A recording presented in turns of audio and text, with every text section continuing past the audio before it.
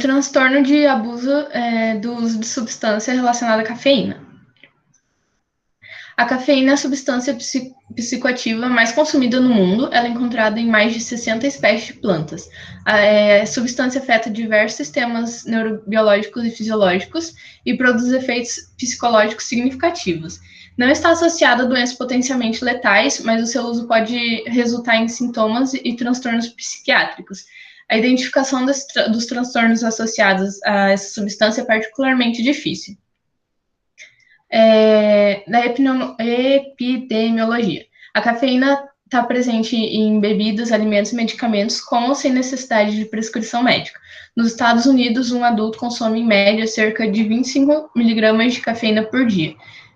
Mas de 20 a 30% de todos os adultos consomem mais do que 500 miligramas ao dia. O consumo varia de acordo com a idade. Até crianças muito pequenas consomem uma quantidade substancial da cafeína em Coca-Cola, chocolate, essas coisas. Até 85% dos adultos consomem cafeína em algum momento do ano, e no mundo estima-se que a média diária por pessoa de cafeína seja de 70 miligramas. A etiologia. Depois da exposição à cafeína, o consumo continuado pode ser influenciado por diversos fatores diferentes. Pela neurofarmacologia, a cafeína cruza a barreira hematocefálica e age principalmente como antagonista receptores de adenosina. Em doses muito concentradas ou elevadas, ela pode afetar os neurônios neuroadrenérgicos e dopaminérgicos.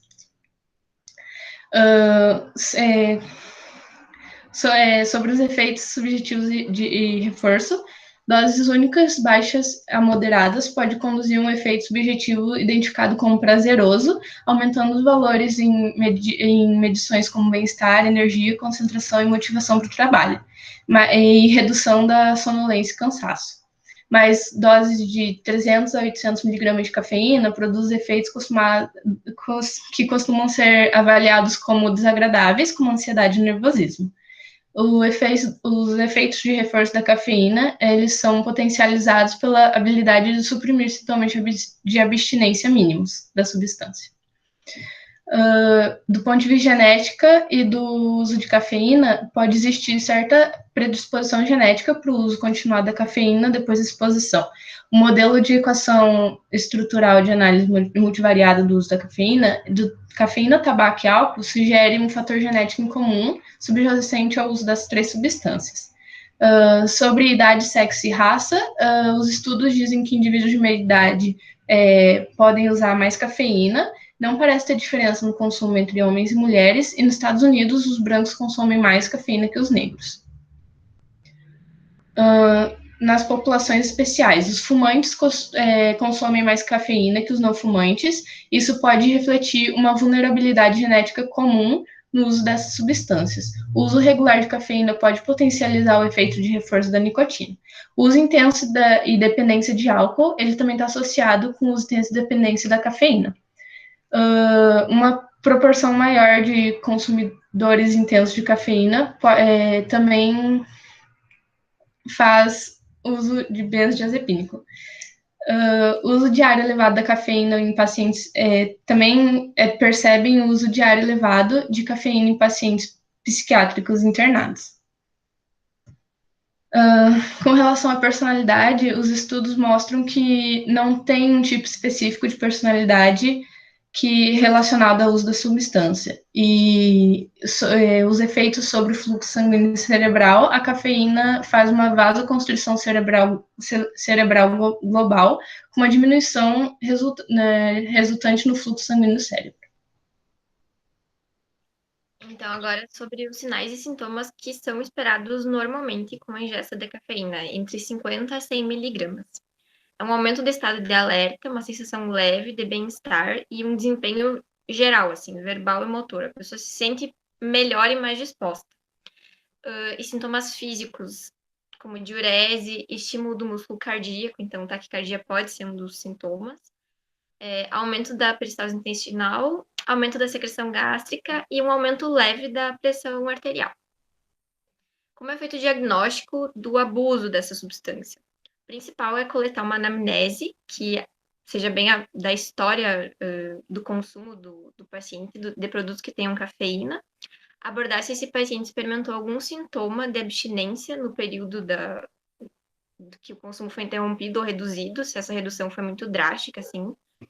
E diagnósticos diferenciais, os principais, transtorno de ansiedade generalizada, transtorno do pânico, agorafobia, transtorno bipolar tipo 2, transtorno de déficit de atenção e hiperatividade, transtornos do sono, abuso de outros medicamentos sem prescrição médica que contém cafeína, esteroides anabolizantes, anfetamina, cocaína, hipertireoidismo e feocromocitoma. Sobre abstinência de cafeína. Se tem sintomas de abstinência, significa que a gente tem intolerância e dependência fisiológica do paciente. E eles são desenvolvidos com um consumo contínuo, diário. E é diagnosticado pelo DSM-5. Aproximadamente 50 a 75% dos pacientes têm sintomas de abstinência. E os sintomas mais comuns são cefaleia e a fadiga. Alguns outros incluem ansiedade, irritabilidade, sintomas depressivos leves, prejuízo no desempenho psicomotor, náusea, vômito, fissura por cafeína, dor e rigidez muscular.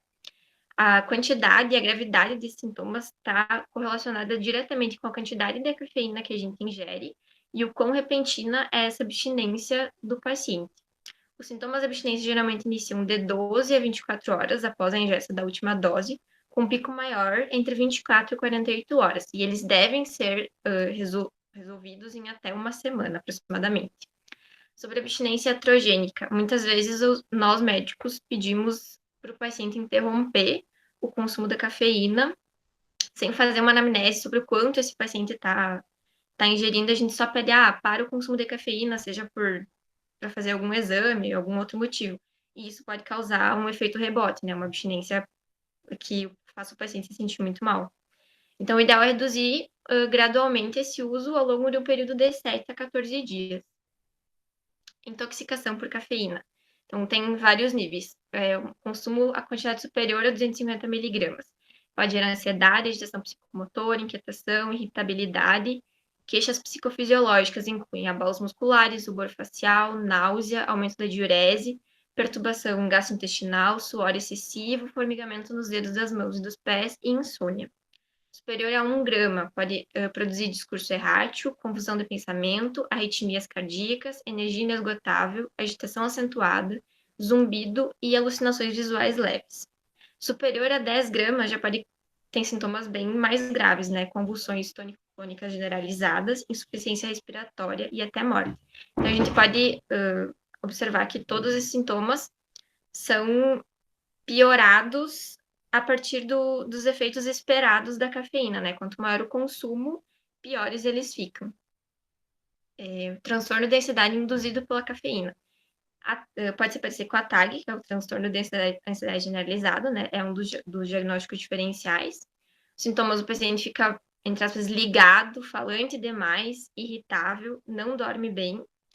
E sobre os ataques de pânico, a cafeína pode induzir ou exacerbar em indivíduos que já têm o diagnóstico. Não tem nenhum estudo que comprove essa correlação entre o transtorno do pânico e a cafeína, mas os médicos, de uma forma geral, aconselham evitar o consumo. Transtorno do sono induzido pela cafeína basicamente, demora para adormecer, ou a incapacidade de manter o sono, ou despertar muito, muito cedo da manhã. Transtorno pelo uso e o transtorno não especificado. O transtorno pelo uso inclui a seção 3 do DSM-5, que não está muito bem estabelecido ainda, inclui condições para estudos posteriores. Mas é um uso continuado, apesar dos esforços do paciente processar. Ou seja, ele até tenta, se dedica a isso, mas ele não consegue interromper o uso. E o transtorno não especificado, ele simplesmente não se encaixa em nenhum dos critérios para diagnóstico de nenhum dos transtornos anteriores. Sobre o tratamento. Para cefaleia e para as dores musculares, geralmente analgésicos, os benzodiazepínicos podem ser usados, mas em doses bem baixas e por no máximo 7 a 10 dias. E o ideal é a gente determinar um consumo diário da cafeína total desse paciente. Então, inclui ele fazer um diário da cafeína, digamos assim.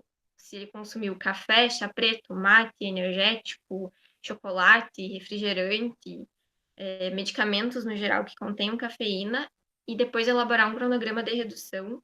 Um ideal seria geralmente 10% ao longo de alguns dias. 3, 4 dias, reduz mais 10%. E é por isso que o tratamento tem que ser individualizado, porque depende da quantidade que cada paciente ingere, né?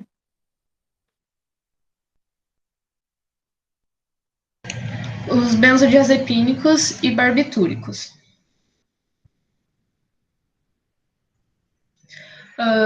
O álcool e todos os fármacos dessa classe têm tolerância cruzada e seus efeitos são cumulativos.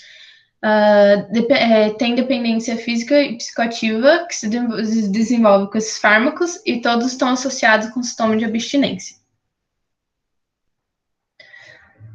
Os benzodiazepínicos, eles são usados principalmente como ansiolíticos, hipnóticos, anticonvulsivantes e anestésicos, e também para o tratamento de abstinência de álcool.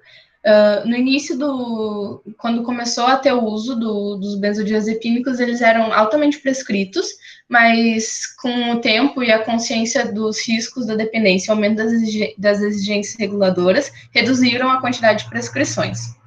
Mas tem bastante uso das pessoas que fazem abuso, né?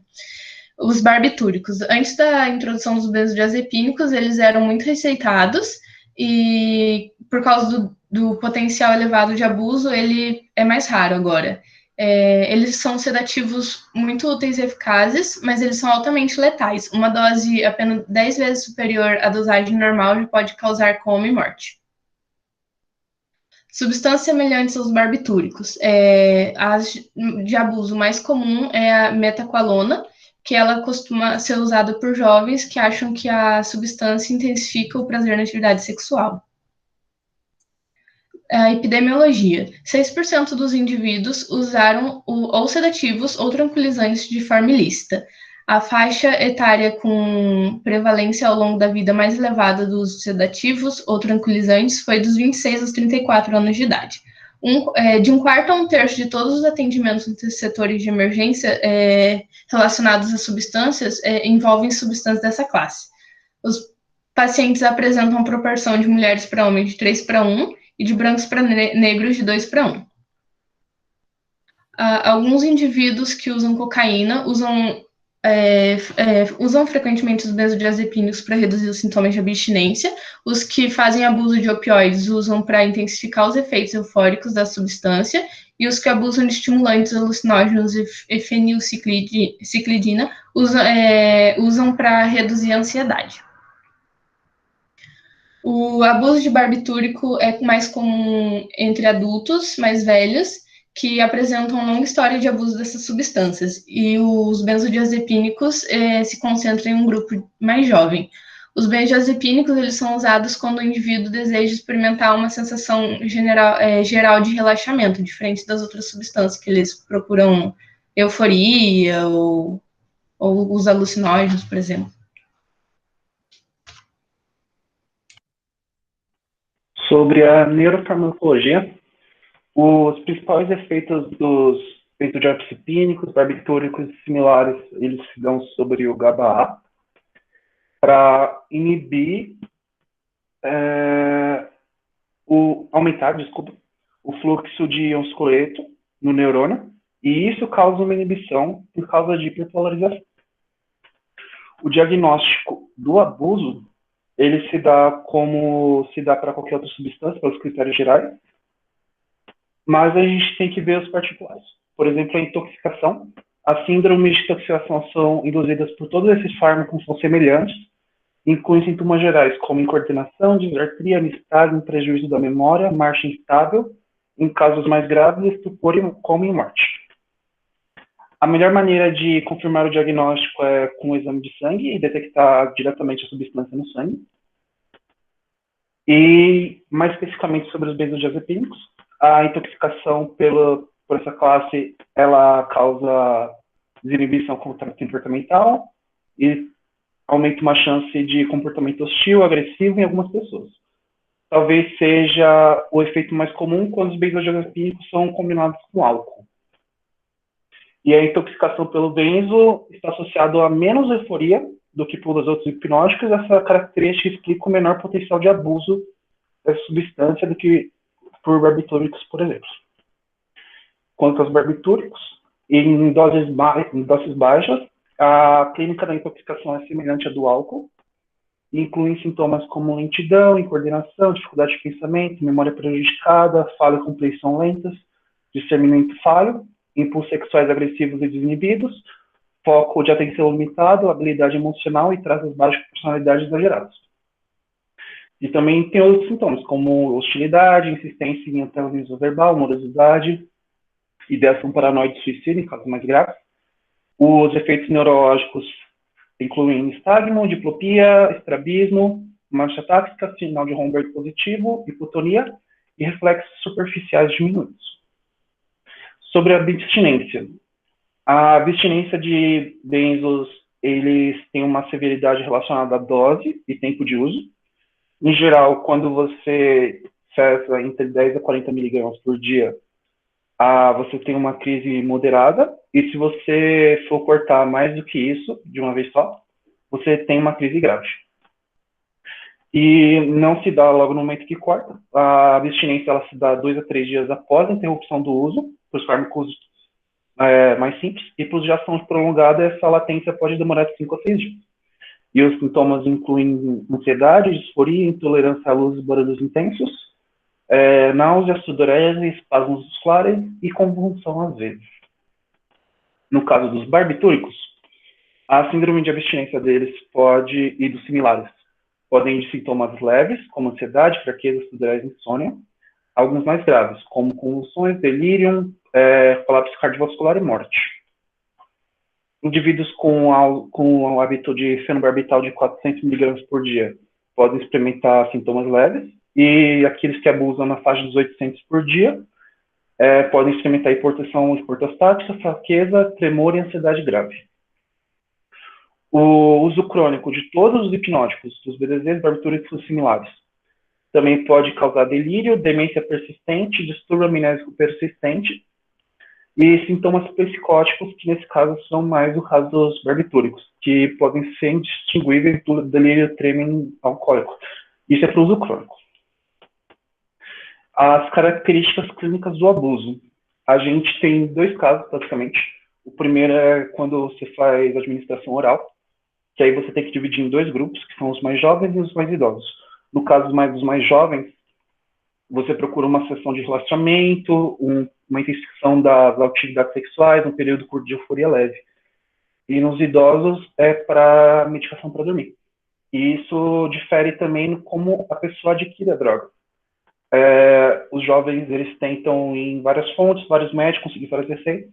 E os idosos, eles conseguem receita direto do médico que atende a pessoa. Do médico de família, ou então do médico da pessoa em geral.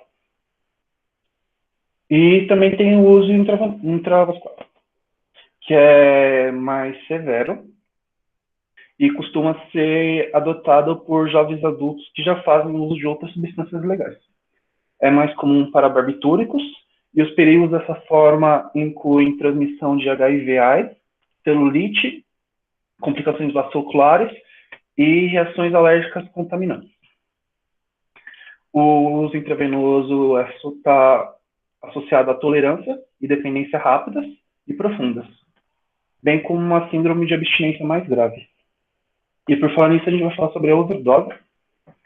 Para os benzodiazepínicos, você fazer uma overdose só com eles é bem complicado.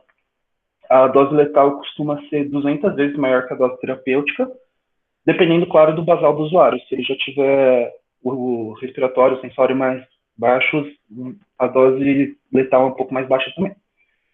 Só que, se você combinar com álcool, a dose letal se torna bem mais baixa e o risco de morte se torna bem mais alto. E se você suspeitar disso, você faz flumazenil para reverter o quadro. Os barbitúricos são diferentes. Eles também são letais se combinados com álcool e outras substâncias. Só que, ao contrário dos benzodiazepínicos, as doses letais são menores, como já foi falado aqui. E o que torna um medicamento potencialmente perigoso para você manter em armário ao alcance de crianças que podem ingerir e morrer. A dose letal varia de 3 a 30 vezes a dose terapêutica e não varia com a tolerância, tornando a retirada extremamente crítica e potencialmente vai necessitar de ambiente hospitalar, porque você não quer que a pessoa abuse de uma vez tudo e tenha uma overdose.